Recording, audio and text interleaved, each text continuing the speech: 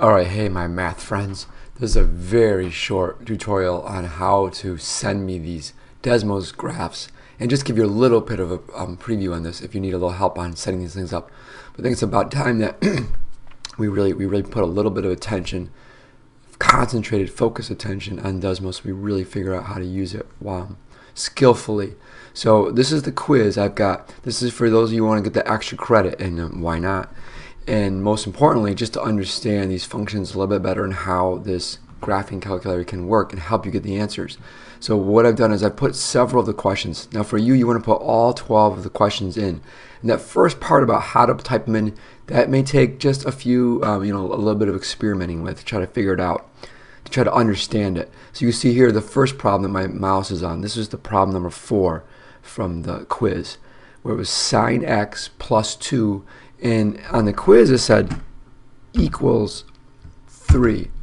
But if you type that like that, you notice it just doesn't know what to do because it's not ready to do that kind of stuff. You need to think of that as two separate functions. One is going to be y equals sine x plus 2, or you don't have to write the y. Once you put one variable in like x, it just assumes that you mean y equals, and that's going to be the red graph. And then I'm going to try to get rid of that thing. Well, oh well, there. Then the second graph is going to be just y equals 3. Now, you might think, well, why can't I just write 3?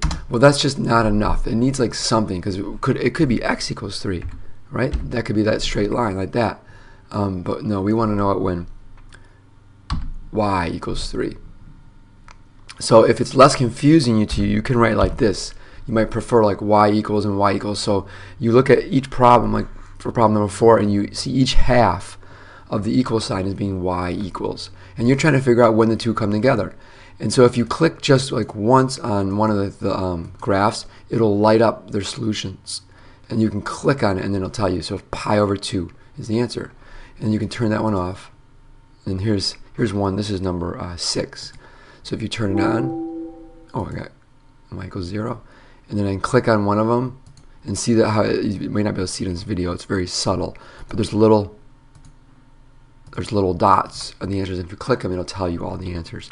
So from now on, as much as possible, when you're doing work, check your answers with the calculator. Make sure you're getting them correct. You can see them. So very handy. So how do you send this to me? Look, I'm up here. I'm logged in as Mike. So you want to log in Desmos. You can log in using your Google or your Gmail or your Facebook. But once you log in, then this pops up, share graph. Share your graph with the world. Share this link. You can say, hey, email it. And then you can send it to me, Mike Richter, which is Cisco Kid 2020 at gmail.com. So you can send me your graph, and then I'll have it. But don't, after you get all 12 questions, and notice how I put a little space between my questions so it's nice and easy to see. So do that. That's wise. Thank you.